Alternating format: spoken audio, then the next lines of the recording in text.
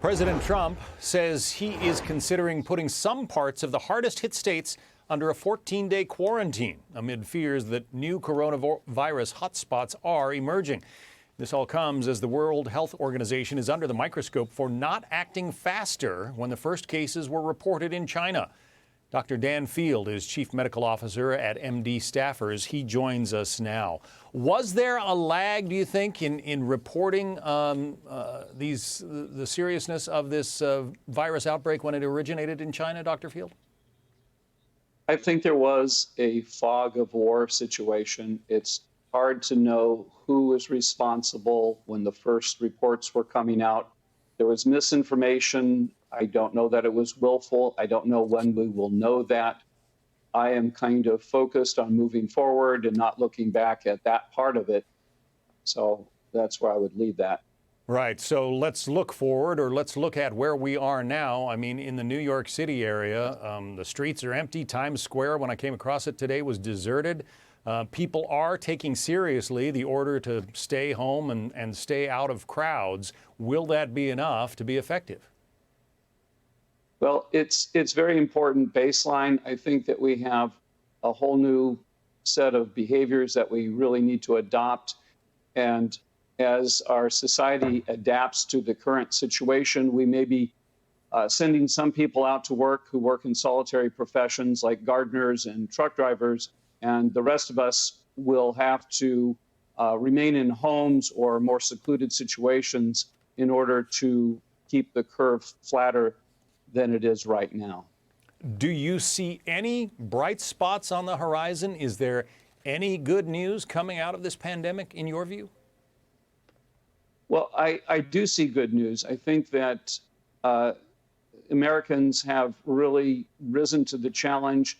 I haven't heard a lot of grumbling. I know that my colleagues in their hospitals have kind of taken a batten down the hatches, let's clear the decks for action attitude. So here in the Sacramento area, there has been an uptick in the number of cases, but it hasn't reached the level that we're seeing in Los Angeles, Louisiana, New Orleans, of course, New York.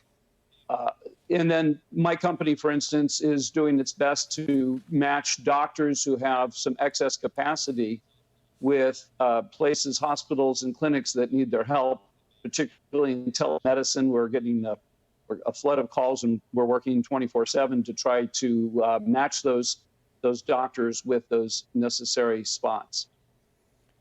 The doomsday predictions that everybody was hearing when this crisis first really started building in this country, do we know yet whether those are accurate?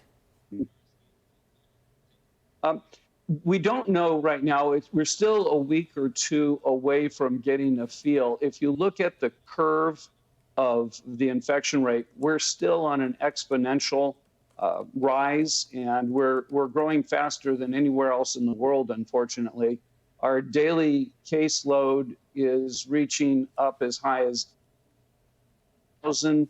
Just 2 days ago, it was less than half that at 8,000. So we're in a dangerous territory, but I do think there's reason to be optimistic that many parts of our country have heard the message and are practicing social distancing.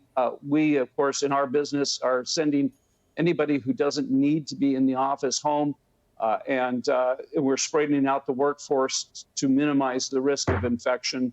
Everybody's being more careful about sneezing, coughing. I think that we could wear masks to prevent the transmission. Remember, here's the truth, that for every person who's tested positive, there are at least 8 to 10 asymptomatic people who don't even know they have it, walking around with the infection. So maybe more masks wearing when we have the masks available will be helpful. But there is reason to be optimistic that we're not going to see our country crushed by this. But it's also true that you don't want people who happen to have access to N95 masks. You don't want them walking to the grocery store using that mask. Those should be reserved for medical personnel in hospitals, right? Absolutely. Right now, they do need to be reserved there. But when we move from a position of scarcity to one of surplus, which we probably will, in the next several days or weeks, then we might see everybody spreading the masks around to further reduce transmission. And since you mentioned, kind of hit upon hoarding, I really want to speak out against hydroxychloroquine hoarding. That I don't know that that's an issue elsewhere. I know that none of my colleagues are hoarding this medicine. I personally am not, and I think it would be terrible. I also don't think there's any strong evidence that it is doing the job that we're hoping in eliminating this virus. Dr. Dan Field from MDStaffers, we appreciate your expertise. Thank you.